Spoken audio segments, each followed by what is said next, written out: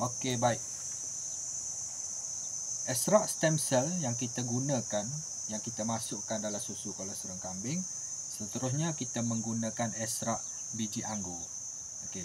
Jadi ekstrak biji anggur ni banyak khasiat dia. Antara khasiat dia, dia bersifat antioksidan, iaitu memerangi radikal bebas, membantu menjaga kesihatan tulang, dia membantu menggalakkan kesihatan kulit, dia membantu mengurangkan keradangan, dia membantu meningkatkan daya tahan tubuh badan, dia membantu menyokong kesihatan mata, dia membantu mengawal kadar gula dalam darah, dia membantu menjaga kesihatan otak, dia membantu menurunkan tekanan darah tinggi, dia membantu menjaga kesihatan tulang, dia membantu menjaga kesihatan organ hati, dia membantu membuatkan tidur lebih nyenyak.